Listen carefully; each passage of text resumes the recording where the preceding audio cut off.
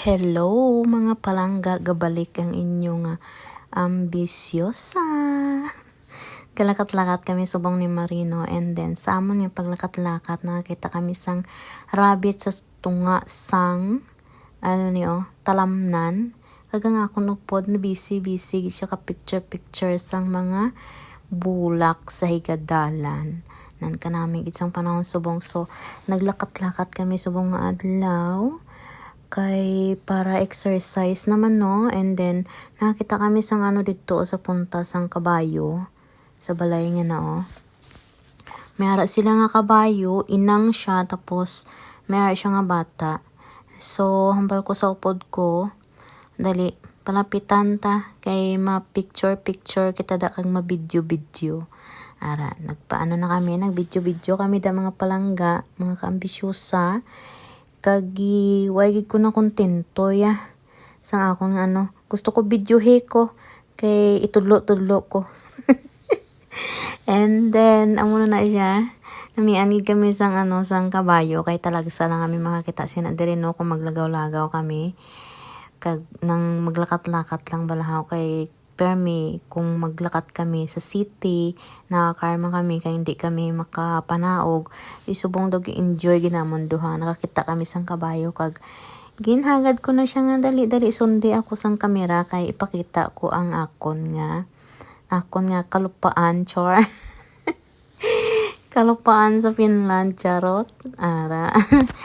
Pasikat naman inyo nga kaambisyosa ho mga palangga. And first time ko na nga nagi walking, no. Umpisa sa tong summer. Kay tong diri lang gid ako sa balay naga after work, kaon, tulog, subong gi-enjoy ko ang weather. Naglakat-lakat kami kamiga ko, and nakaabot kami diri ng do patio man ni way kami kabalo, way man kami kaintindi sang sinulatan. Tapos hasta nakakita na lang kami sining di kurente nga nagautod sang hilamon, baw kasosyal. Ari sa tunga sang nang kahuyan, tapos may ara sila nga amo sa tuno sosyal. And ang akon nga upod dala nawili sige gihapon siya ka picture ka mga bulak sa dalan. Ti ako man nagilog-ilog man ko nagvideo man ko araw nan kay kanami gid abi siya mga kaambisyosa. Kulay siya yellow.